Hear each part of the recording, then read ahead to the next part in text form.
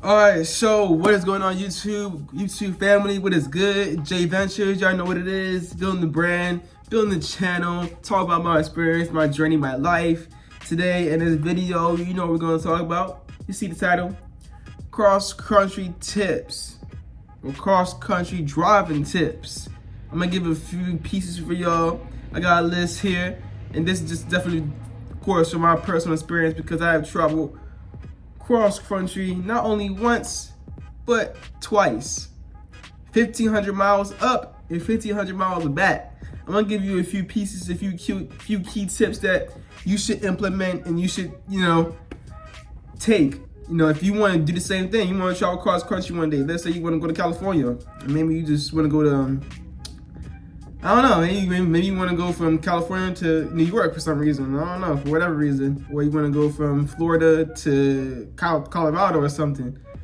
I'm going to give you a few pieces that you should follow.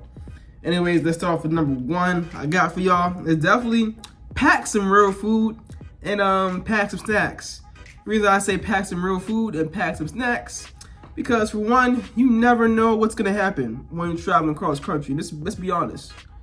There's gonna be times when you're traveling cross country, you're probably gonna be in the middle of nowhere. I'm not gonna lie to you, you're probably gonna be in the middle of nowhere. There's no really any real cars coming back and forth. It might be pushed back dark. There's no light. You can't see. The only light that is there is from your headlights. So there might be times, like I said, you just really isolated kind of. So, let's say the worst case scenario happens. You ain't got no food, you ain't got no snacks. Carry some food, carry some snacks. And not only that, you'll save money. You'll definitely save money just carrying food and snacks. You ain't gotta go to no pit stop. You ain't gotta get off the highway to get some food, go to Waffle House, nothing. You got real food right in front of you. Another tip that I have for y'all, definitely for sure, you're gonna wanna do this, is to carry multiple licensed drivers. Not just multiple licensed drivers, carry good multiple licensed drivers that you can trust, that you know will be good to drive. That won't straight pass out. Or I won't drive too reckless to crash, nothing like that. If you know somebody that crashed a bunch of cars, and they got the driver's license, but they crashed a bunch of cars, I probably want to trust them to, drive across country, right? But, yeah, like I said, carrying multiple licensed drivers is definitely something you want to do, because obviously on a cross-country trip, you cannot drive by yourself the entire way straight, no stopping, no rest, no breaks. Especially if you want to get there pretty quick, if you want to get there the fastest way, it's definitely to carry multiple people, because obviously you're going to have to switch. You switch when you get tired, you rest. He drives for 5, 6 hours, 7 hours maybe. He gets tired, switch, get another licensed driver. He's driving, for a little time being you're driving.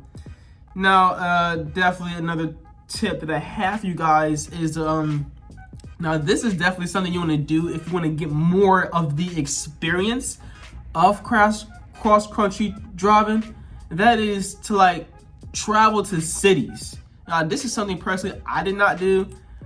Of course, you gotta drive through cities, but you don't really travel to the cities. You don't get to go in the city and experience the city. You feel me? Look around, type stuff. You know what I'm saying? You don't get to see the buildings. You don't get to see the Eries. You don't get to, see how people act, carry in different cities. You're driving across country, you're driving straight through it. You get to see the kind of buildings, buildings. But you're just driving straight through it though. Regardless, either way, you're driving straight through it. You don't really get to experience it. So, like I said, this one's for more of the experience. If you want to get more of the experience of traveling, definitely stop at each city and just look around. If it's just driving around, looking around, that's an experience. If you're not, that's if you're not, you don't want to get out the car. At least you're, driving around the roads. You see how the roads is, right? But yeah, another tip I, of course, have for y'all is, of course, something you definitely should do is save money for the trip. Save money for the cross-country trip. For, let's say you want to stop in the middle. Let's say you do want to travel to cities. You want to stop at the hotel to sleep for the night over, so you can be prepared to drive for the next day. That's great. Save money for the hotels, save money for the restaurants, save money for the cities, man. You know what I'm saying? Save money just to save money. And you're gonna need money for the trip, obviously. You know what I mean? You gotta need money for the gas. You're gonna need money if something bad happens, you know, just in case, you know what I'm saying? All right, yeah, another tip that I have for you guys is to be aware of rest stops.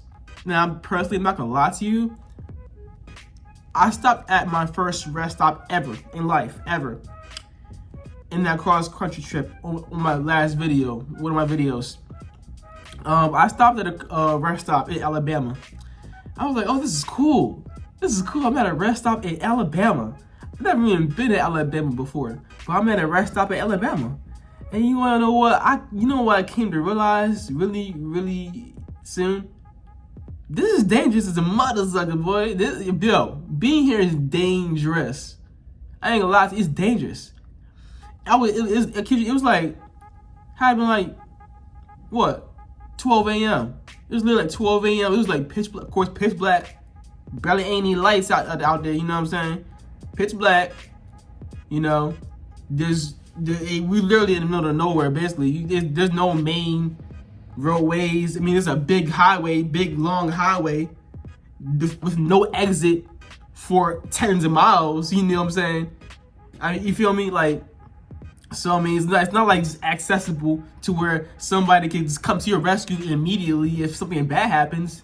Nah, bruh. You know what I mean? Nah, like, bruh, it's like if there's no police officer there, there's nobody on duty at the building there. Yeah, you're kind of at risk because somebody could just come in there. You know, somebody could just be waiting there just for somebody to look good. Let's say somebody's been waiting there all day. You know what I'm saying? Just at a rest stop, just waiting for somebody, vulnerable to take advantage of. Oh, yeah, I got him. You stopped at the rest stop. I'm gonna get you, brother. That's how I realized. I was like, oh snap. So someone try to come rob me, someone try to come stab me, someone try to come kill me, someone try to do something crazy to me. Who am I gonna call? Where the police at? Where's the duty person at? There's nobody there. You know what I'm saying? It was literally empty. It was a bunch of cars parked there. It wasn't a bunch of cars. It was like, when I was there, it was like 3-4 cars parked. And I was like, dang, any one of these dudes can get out and try to do something crazy. And I can't do anything about it. There's nobody around. There's nobody accessible. I mean, we're not accessible. You can't just come here and just, I'm gonna go here and just, yeah. But yeah, be aware of rest stops. They're not the safest place to stay at, especially at night. Especially at night, y'all. So be aware. Another thing, y'all, is definitely. That's one thing I did not do, and I'm definitely gonna remember to do it next time. Because that is bring emergency equipment. Bring emergency equipment like jumper cables, a flat tire inflator, battery pack. Just flares. You know what I'm saying? Like we call them things, cones. Bring the emergency gear. Bring emergency stuff, because you never know what can happen on the road. You can get a flat in the middle of traveling, and hey, what if you're in the middle of nowhere on the highway in the dark, pitch black, wild animals running around, coyotes, deers. I mean, I remember there was literally times where we were driving on the road, pitch black, nobody around, no exit for tens of miles, and there was like, I remember there was coyotes on the side of the highway. Coyotes running around, there was deer. So I mean, imagine if you just stop in the middle of that because you got a flat tire. And you got no emergency equipment. You gotta get out the car too. Yeah, man, you gotta imagine, dog. Hey, cross country ain't the 100% safest thing to do, if you don't got alone by yourself. But imagine if you're traveling cross country. Imagine you're traveling cross country by yourself and you got no emergency equipment and something bad happens and you got no real food and you got no money. Oh my goodness, you putting yourself in a bad situation. So, you definitely, cross country can be very dangerous if you're not prepared for it. So make sure you take these tips and you prepared for it. Another thing, y'all, definitely is I give y'all a tip. You don't have to do this, but I suggest this. I mean, especially if you don't plan on like stopping anywhere, stopping at hotels or anything like that, stopping to go to sleep or anything like that. I say this is one thing you want to do is drive a spacious car. drive an SUV, drive a large pickup truck, drive a bus, I don't know, just drive a spacious vehicle when you're driving cross country. So you have room to sleep, you have room to relax, kick your feet back when you're not driving, you know what I mean? And yeah, just have room to eat if you want to sit there and eat while while your buddy's driving, whatever. Yeah. And one thing that I have for y'all, the last thing I have for you guys is to definitely bring extra clothes and bring hygiene gear. That's, of course, if you plan on stopping as well, bring extra clothes and hygiene gear. Yeah, like I said, extra hygiene gear, extra clothes, toothbrush, toothpaste, you feel me? Some body wash, some deodorant. You don't have to bring it if you don't plan on stopping anywhere.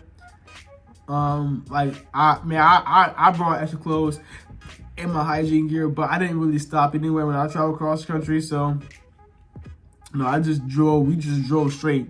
We took turns driving. We didn't really stop at hotels. We didn't really stop at rest stops. We stopped for gas. We stopped for food when we had to, of course. But we literally just took turns. Me and my brother, we took turns driving cross country. He go to sleep, I drive. I go to sleep, he drive, and the times when we switched would be the times when we got gas, we got food, and that would be the time we switched. You know what I mean? So yeah, and if you're doing that, you probably don't really need hygiene gear and clothes. You know what I mean? But I would bring it just in case. But still.